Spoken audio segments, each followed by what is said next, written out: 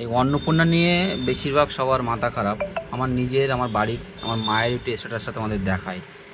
এখানে হচ্ছে কি আমি অ্যাপ্লাই করেছিলাম 6/6/2026 তারিখে, এই দুপুর 12:30:23। কিন্তু অ্যাপ্লাই করেছিলাম, করার পরে 2 মাস কেটে গেছে। মানে জুন মাসে আমি অ্যাপ্লাই করেছি, জুনেও টাকা তো পাইনি, জুলাইতেও পাইনি। আগস্ট মাসের আজকের হচ্ছে কি 24 তারিখ। এই 24 তারিখের পরে আমি আগেও 21 তারিখ 20 তারিখ চেক করেছি, মায়ের স্ট্যাটাসটা এখানে দেখাচ্ছিল আন্ডার প্রসেস।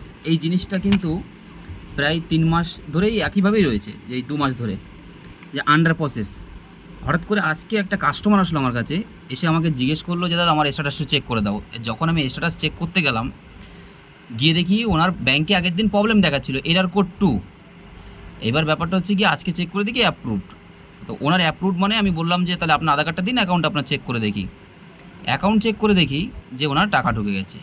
এবার মেন যে আমার কথাটা বলার, যে অনেকে কিন্তু এ নিয়ে চিন্তিত যে আমার যদি আন্ডার প্রসেস থাকে তাহলে আমি কি করব, বা যদি আমার ফর ফার্দার ভেরিফিকেশান থাকে তাহলে আমি কি করব।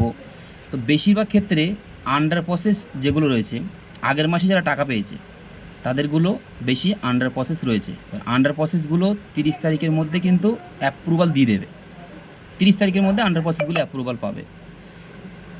সবাইকে বলবো, হঠাৎ করে এক্ষুনি কেউ ক্লেম করতে যাবেন না। এক্ষুনি কারো ক্লেম করার দরকার নেই।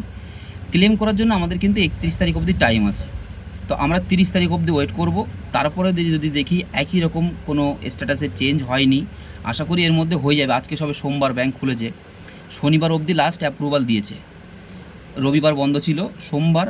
আজকেও দেখুন অনেকের হয়তো অ্যাপ্রুভাল হতে পারে। আপনারা হুটপাট করে সাইবার ক্যাফে গিয়ে এরকম লাইন দিয়ে ক্লেম করতে যাবেন না, একটু ওয়েট করুন। ওয়েট করলে আশা করি প্রবলেমটা সলিউশন পেয়ে যাবেন। 30 তারিখ পর্যন্ত ওয়েট করুন, 30 তারিখের পর থেকে আপনারা ক্লেম করতে পারবেন। ধন্যবাদ।